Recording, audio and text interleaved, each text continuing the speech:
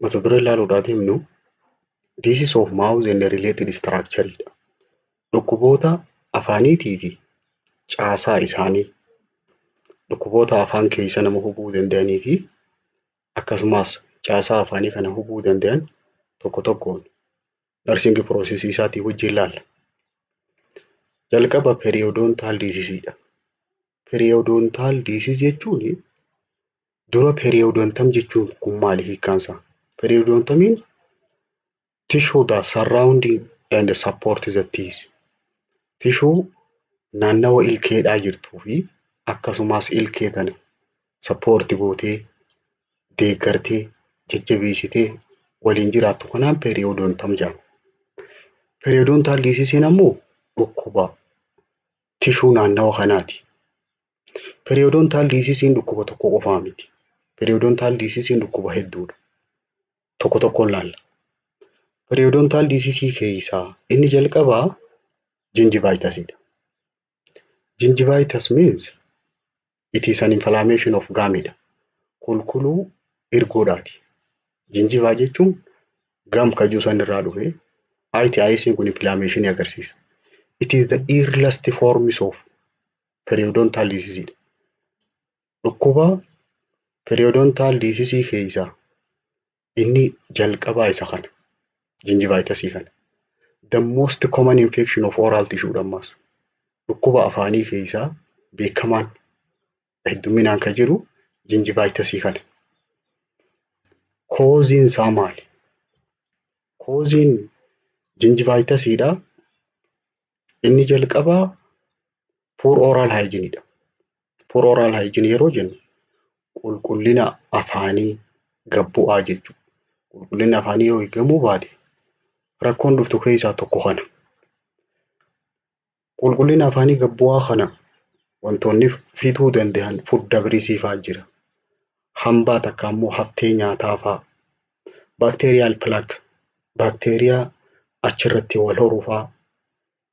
And calculus or tartar accumulate. Calculus fi tartar jechuun kun waan bacteriaan achirratti baasu san fi nyaata waliin makamee halluu jijjiiru san. Akka waliigalaatti poor oral hygiene dha. Causein gingivitis dha.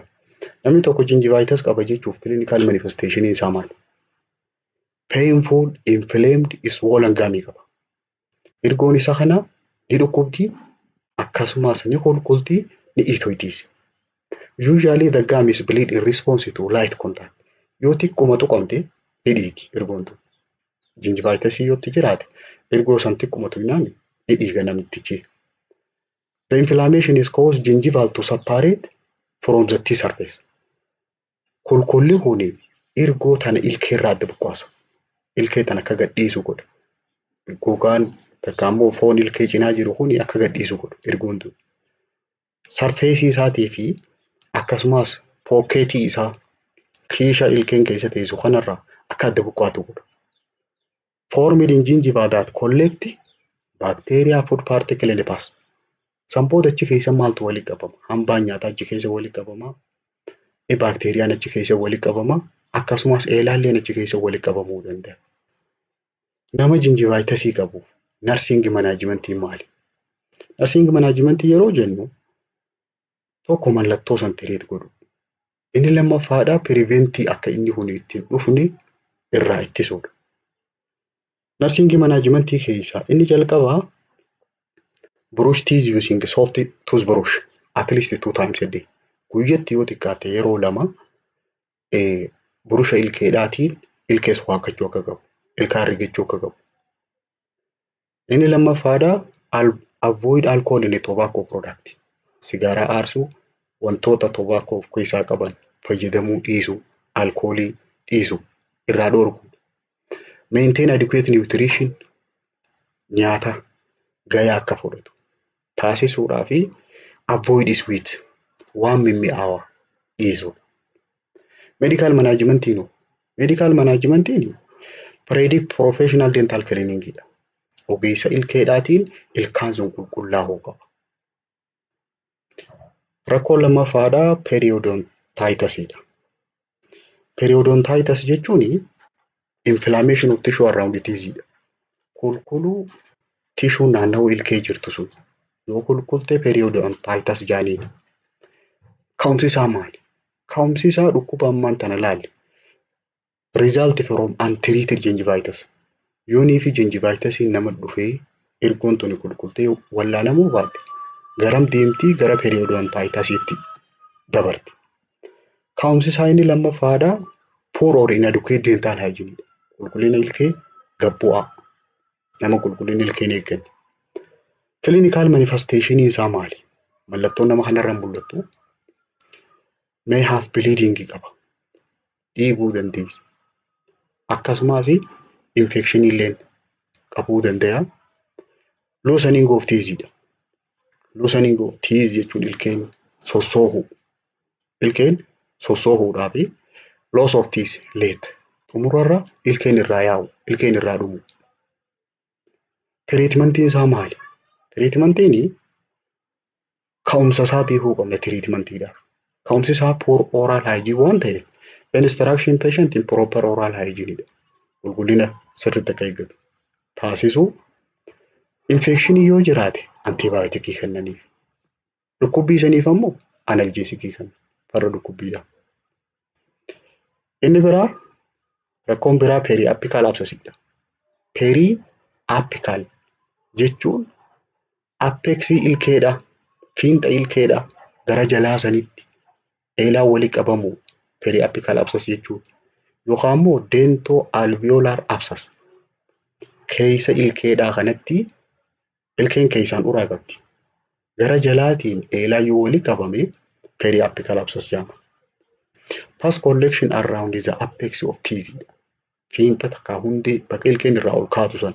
Fiinxa jechuun gara adii kanaa miti. Gara isiin keessaa ol baatu sanitti yoonii fi eelaan walii qabame periapical abscess jenna. This is the more commonly referred to as abscessed tooth. Ilkeen dhiitooti, madooti, eelaan walii qabame. Involves inni kun waa hedduu of keessaa qaba. Pus in the apical dental periostem. Periostemii structure ilkeedhaa kana isa laafaa keessaa san isa adii kana osoo hin tahin isa gara keessaatiin uraadhatti aanu kana keessatti yooniif eelaan walii qaban. And the tissue surrounding the apex of tooth. Tissue naannawa bakka ilkeen irraa ol kaatu san achitti yoo eelaan walii qabame isa kana jechuun dandeenya. It can be acute or chronic. Acute fi chronic illee jennee adda qoqqooduu dandeenya. Acute ka akkamii? Chronic. Acute periapical abscess it is usually secondary to bakka kana qalbeeffadhu. Eessarraa dhufa acute kun suppurative pulpitis. Pulpitis jechuun palpii uraa takka immoo hidda ilkeedhaa santuu eele. Suppurative jechuun pus forming. Eelaadhaatiitu achitti oomishan. Maaltu eelchee? Baakteeriyaadha. Sababa san irraa dhufa. That arise from the infection extend from dental canal. Ilkeen namtichaa bosbosteeti urattee baakteeriyaan achiin gasseeni. San booda baakteeriyaan sun achi keessatti eelaa fida. Sababa san irraa dhufti.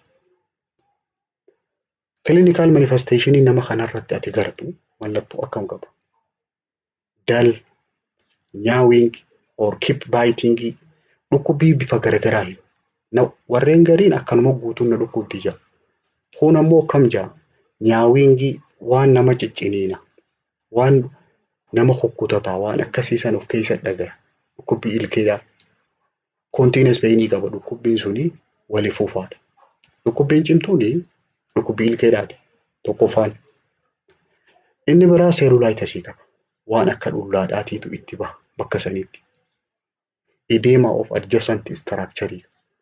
Caasaan naannawa san jiru ni iitawa. Is swollen cheekii qaba. Mallaan isaatuni ni iitooti. Karaa ilkeen sun dhukkubduuni. Fever and malaise qaba. Ni laayiditii laayidaa qaba.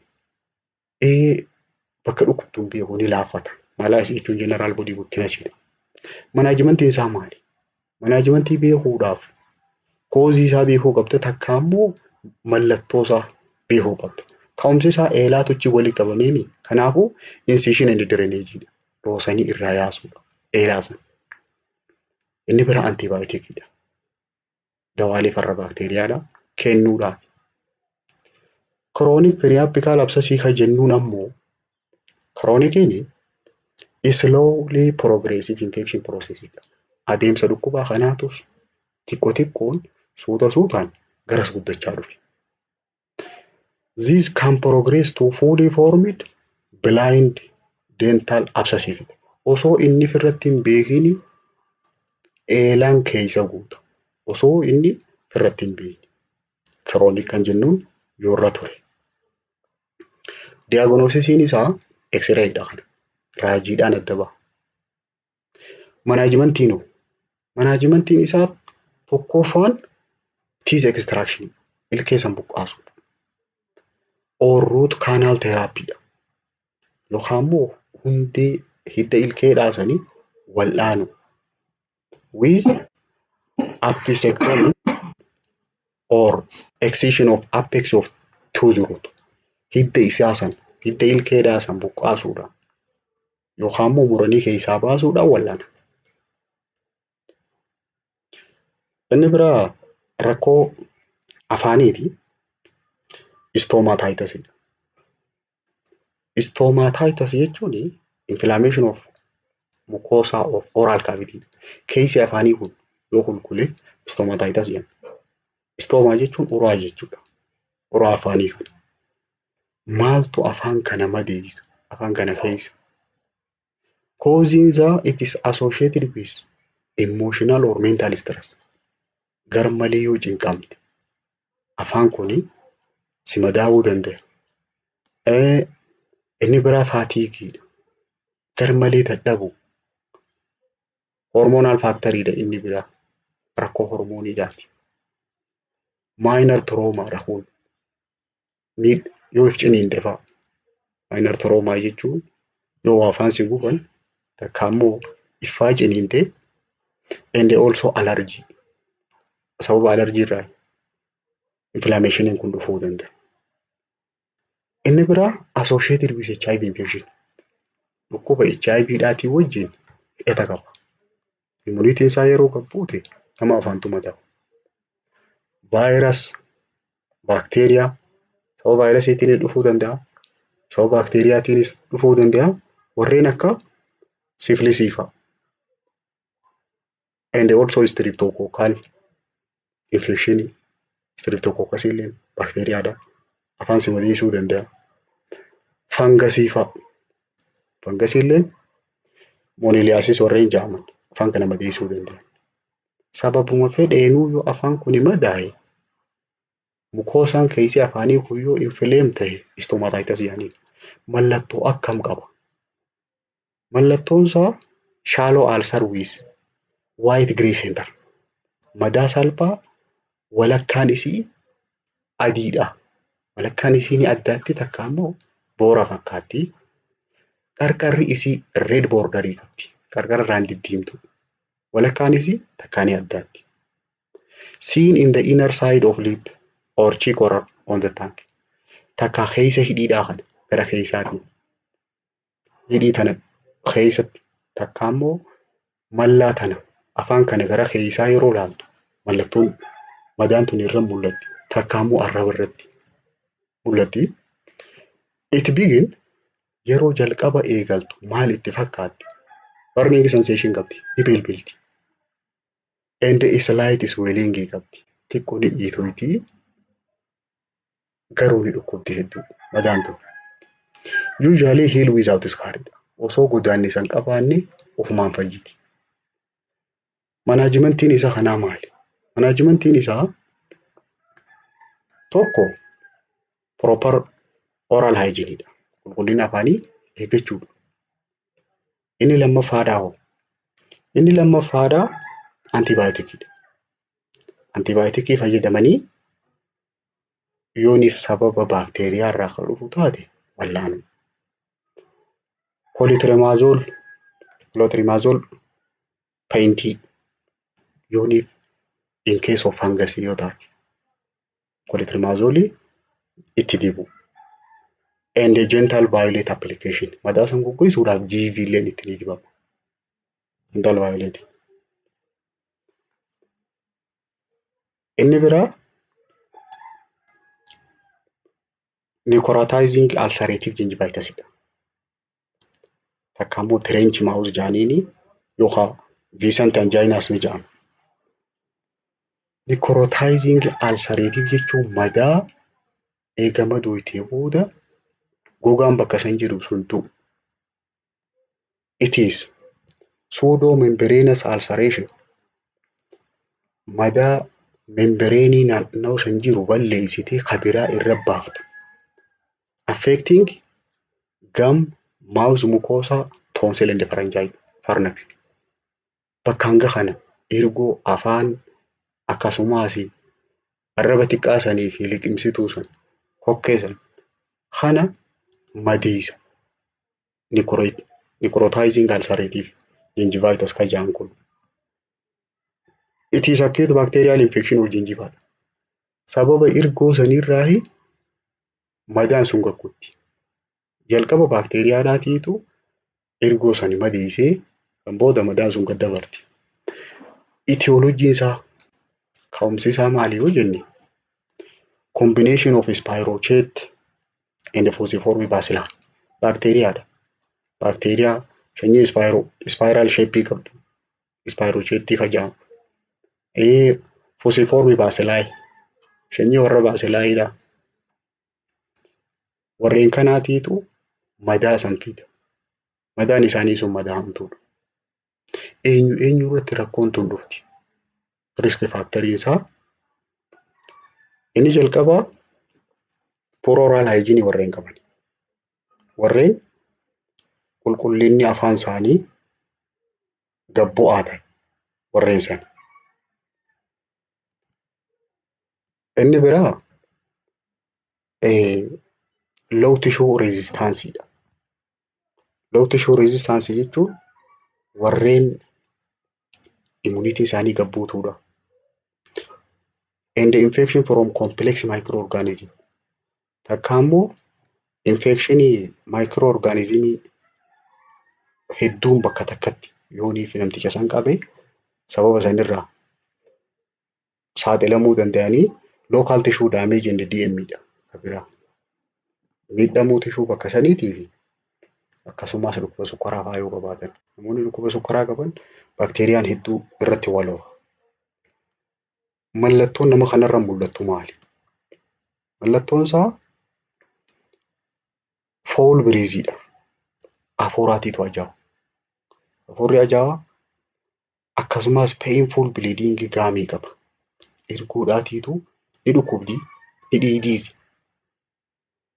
Swallowing and talking are painful.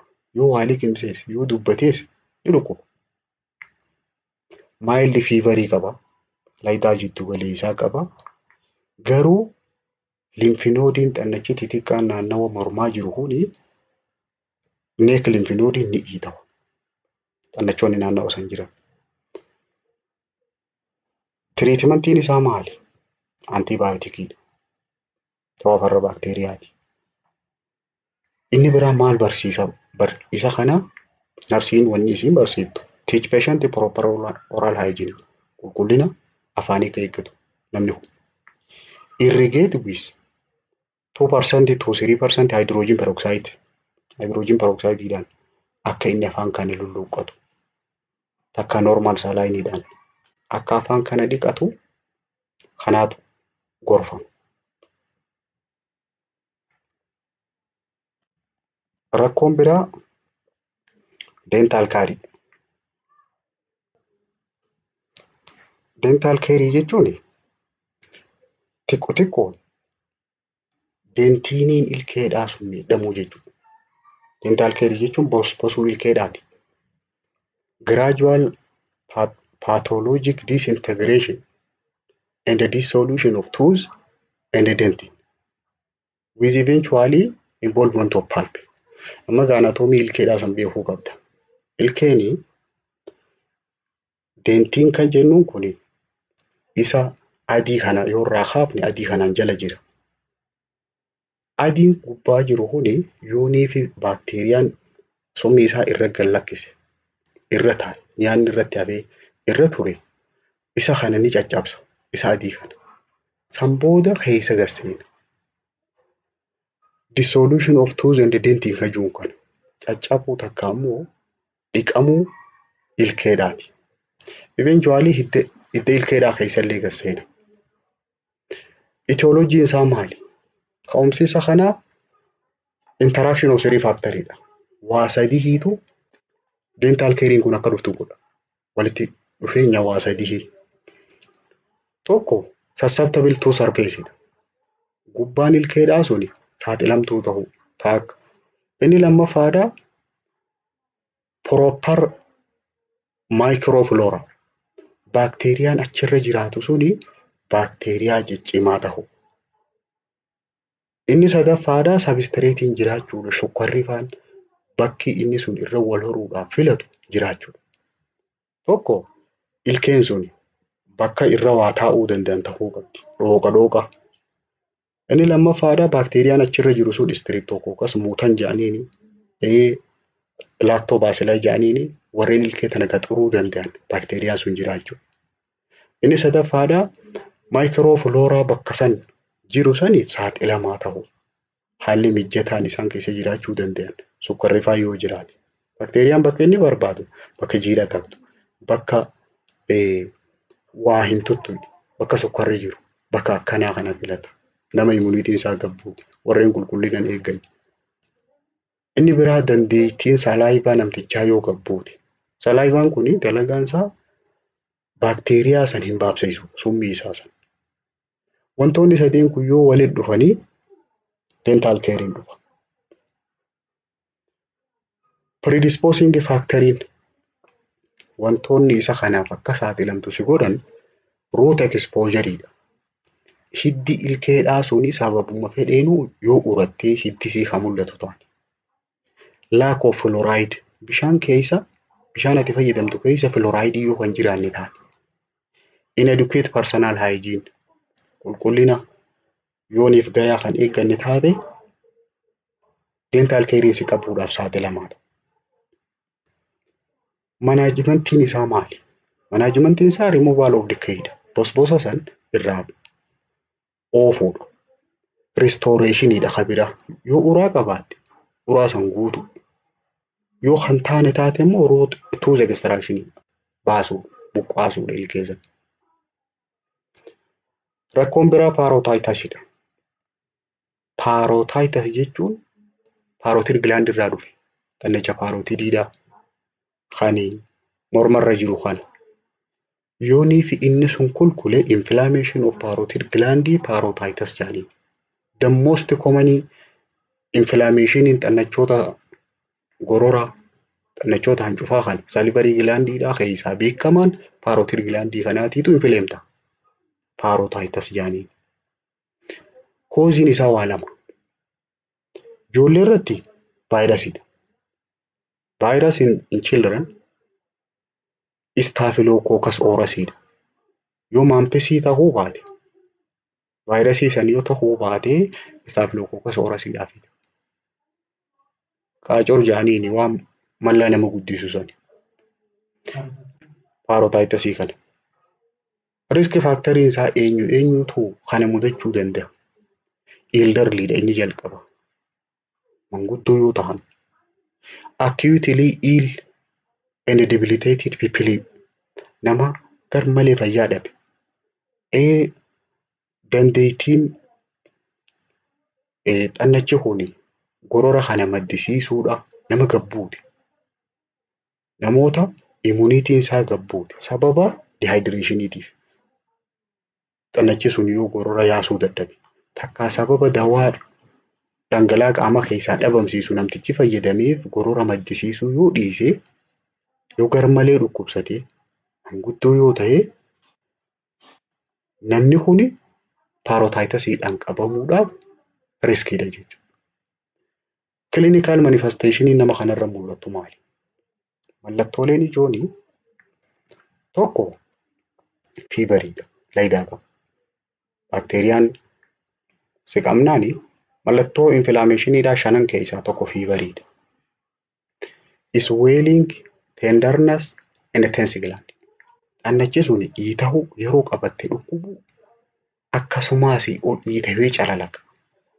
Yoo harkaan tuqxe isin dhukkubu. Gubbaa irratti akkana ol bahee mul'ata. Pain is feel in the ear. Gurrifaa dhukkuba.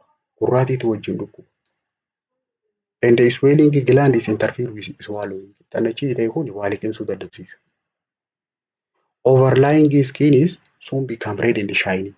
Gogaan achi gubbaa jiru sun ni diimata hoggaa akka laattu ni cululuqa. Ni ifa. Dhiita sanirraa kan ka'e.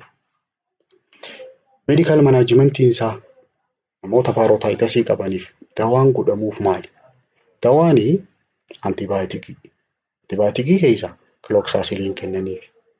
Kilooksaasilini miligiraama 500 PO'dhaan guyyatti yeroo 4 torbaan tokko fudhata. KYD for 7 days. Inni biraa maaseejiidha. Sukkuumuu. Rirriguu. Dhukkubbii saniif analjeesikii fudhata. Antipeenii. Yooniif dawaa antibaayotikii kanatti godhanii fayyuu dide hoo. Furmaanni xumuraa incision and drainageidha. Dhoosanii irraa yaasuudha. Incision and drainage of gland if antibiotic therapy is not effective. Yooniif dawaan kun furmaata fiduu baate haa xumuraati. Nursing intervention maal gootii fi nursiin nama kana? Administer order medication. Inni jalqabaa dawaa ajajame kana kennu tokkoffaan. Inni lammaffaadhaa reassure patient. Dhumaatii miti ni fayyita jedhee support godhu jajjabeessu. And tapered spongeidha. Tapered sponge dhukkubbii san waan jiitu irra kaayuudha. Laydaa saniif. Tapered sponge gaa pain relief godhuudhaaf fever faa relief godhuudhaaf. Rakkoon biraa cancer of mouthidha. Kaansarii afaaniiti. It may occur in any part of mouth or throat. Kaansariin gaa bakka hunda nama qabuu dandeessi. Kutaa afaanii kana keessaa bakka barbaadde qabuu dandeessi. Kokkee tana keessa illee nama qabuu dandeessi. If discovered early, it is curable. Kaansariin kun yoo yeroodhaan irratti mul'ate wal'aanamuu danda'a. These types of kaansariin gosa kanaa garuu hariiroo waa lamaa wajji qabu. Tokko use of alcohol. Inni lammaffaa tobacco. Alkoolii warreen fayyadaman akkasumas warreen sigaaraa fayyadamanii irratti mul'ata. Predisposing factory namoonni kaansarii afaanii kanaan qabamuudhaaf wantoonni si saaxilan smoking and alcohol. Sigaaraa aarsuudhaa fi alkoolii dhuguu. And the old ageidha. Umriidhaan manguddoo ta'uu. Prolonged exposure to sun and the wind. Yeroo dheertuudhaaf yooniif aduudhaaf akkasumas qilleensa bubbee kamuu qabbana yoo saaxilan.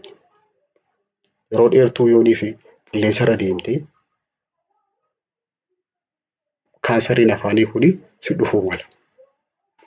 Clinical manifestation kaansarii kana it has no symptom during early stage. Yeroo jalqabaa sanii mallattoon qabu. Garuu maaliin beekta? Madaa dhukkubbiin qabne takka ammoo dhiita naman dhukkubne ta naman fayyine. Painless sore or painless mass that will not heal. Madaa dhukkubbiin qabne ta naman fayyine yooniif mul'atte. A typical lesion in oral cancer is mallattoon ijoon ati kaansarii afaanii ati ittiin beektu madaan sun ta'a akkamii?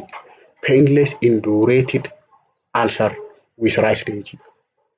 Madaa jajjabduu kan eelaan qabne fiin hundeen isii ta'a ol kaate irraa ol kaatee mul'atti. Garuu naman dhukkubdu. Typical symptomiin kana lesionii kana qabu. Any ulcer of the oral cavities that doesn't heal in 2 weeks should be examined through biopsy. Kanaafuu madaan afaan kana keessatti nama mul'atte. Afaan irra nama baate. Torbaan lama keessatti kan naman fayyin baayopsii irraa fuudhanii ilaalamuun dirqama. Maaliif kaansarii ta'uu amantuu? As cancer is progress lakkuma kaansariin tuni yeroon isii bulaa deemtuuni the patient will complain maal harka namtichi huni tenderness itti dhagayama. Yeroo iftuu inni dhukkubaa difficulty in chewing qaba, waa alanfachuu hin danda'u, waa liqimsuu hin danda'u, waa dubbachuu hin danda'u. Yeroo ufa'ee waa tufu coughing of blood think disputamii qaba. Akhiinsaa dhiiga qabdi. Or enlarge cervical lymph node qaba. Kannachi naannawa mormaa kana jiru ni dhiidhawa. Akkamitti mirkaneeffanna diagnostic evaluation isaa tokko clinical mallattootaan seenaa isaa gaafanna, physical examination ijaan goona. Inni biraa biopsiidha, madaa sanirraa fuudhanii ilaaluudha. Medical managementiin yoo kaansarii taate managementiin isaa resection surgeryidha, takkaa baqa irraa muruudha. Yookaan immoo radiationiidha, takkaa cararraadhaan ajjeesu. Yookaan chemotherapy takkaa immoo dawaa kaansariidhaatti godhanii sanii wal'aanu. Yookaan immoo combinationii isa kanaati. Combinationii isa kamii? Takkaa radiationiidhaa fi dawaa waliin yookaan muruudhaa fi dawaa waliin combinationii isa kanaati. Amma gaa nursing processii mee haa ilaallu. Namoota rakkoo oral cavity kana qaban nursing processii akkamitti hojjenna? Patient condition of oral cavity nursing processii isaa yeroo hojjennu jalqaba assessment irraa kana. Assessment jalatti history gaafanna. History isaa normal bruising isaa akkam ture? Sirriitti ni qulqulleeffata. Awareness of any lesion in mouth, lip, tongue or throat. Hubannoon inni qabu akkami? Madaa afaan irra jirtu, hidhii akkasumas madaa arraba irra jirtu. Madaa isaasan hubannoon inni ofirratti ni beeka. Recent history of sore throat. Dhiheenya kana madaa afaan kun madaawee ni beeka. Discomfort caused by certain food. Rakkoo nyaanni gariin irra fidu jiru yeroo nyaata afaan kaa'atu, nyaata jajjabaa afaan kaa'achuu hin danda'u jaa.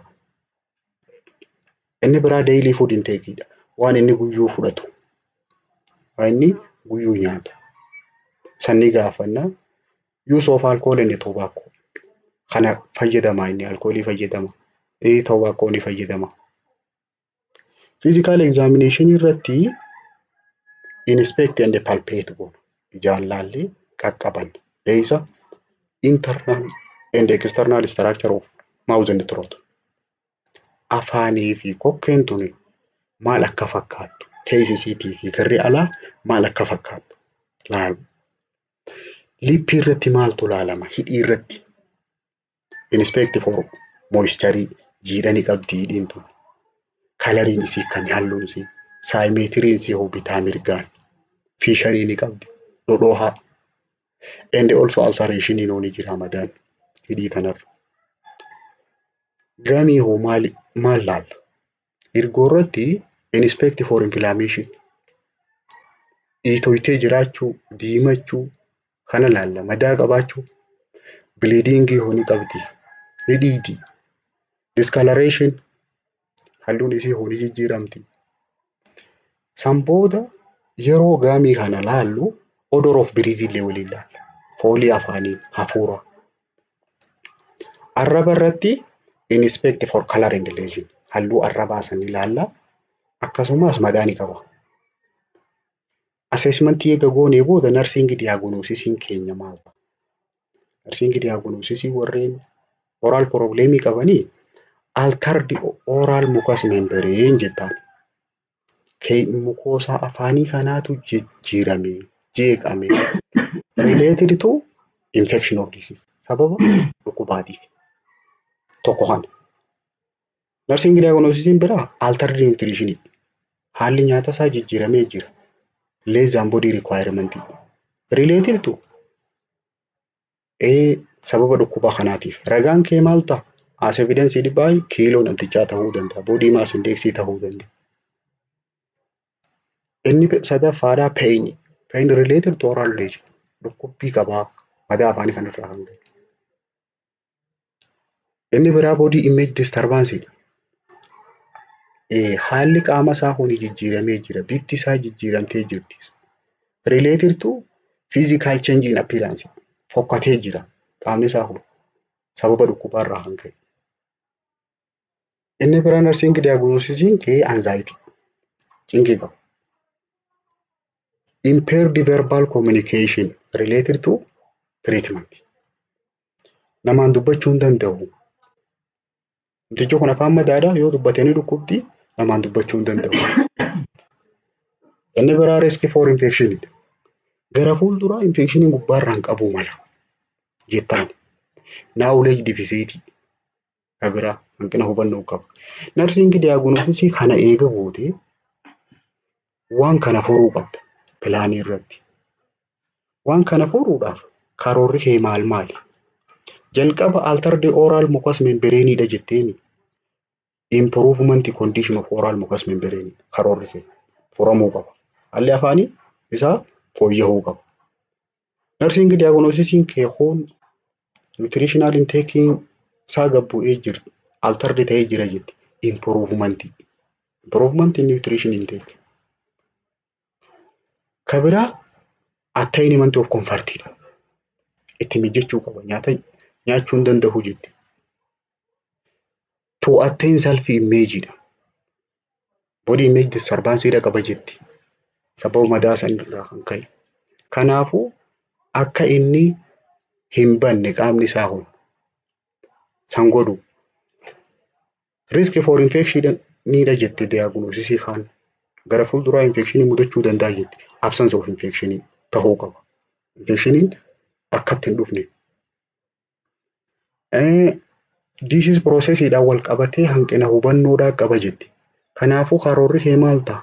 Understanding of disease process haala dhukkubaa kana hubachiisuu qabda. Hubatuu qaba. Altered communication jette. Dubbachuu hin danda'u. Kanaafuu alternative communicationiin malli waliin dubbii kabiraa fayyadamuu qabda. Nursing interventioniin kee maali? Rakkoo jalqabaa sanirra hunduuta. Interventionii yeroo guutu. Oral mucasiin impaired ta'e jette. Kanaafuu improving godha eega jette. Promoting mouth care dha. Qulqullina afaanii jajjabeessuudha. Taasisuudha. Advice to avoid smoking and alcohol. Sigaaraas akkam fayyadamne, alkooliis akka hin dhugne gorsuudha. Inni biraa nutritional intake advice dha. Haala nyaataa irratti gorsa kennuuf. Dhukkubbii qaba jetteeni. Dhukkubbii isa wanni ati gootuu fi giving analgesic dha. Farra dhukkubbiidhaa kan inni taa'e. Haala communicationiidhaa alternative ta'ee jira jette diagnosisii irratti. Kanaafuu karoorri kee alternative communicationii fayyadamuun qaba jette mala waliin dubbii kabiraa. Kanaafuu provide paper and pen for communication by writing. Barreeffamaan akkasii wajjin haasa'u waraqaadhaa fi qalama kennuufi. Nama baratee yoo taate. Yoo namuun baratiin taate immoo non-verbal communication akka fayyadamu. Inni biraa waa'ee dhukkubaa hubannuun qabu jetti. Karoorri keeniin hubachiisaadha. Kanaafuu education the patient. Waa'een dhukkuba sanii barsiisudha. Eega kana goote expected outcome bu'aan ati eeydu maali?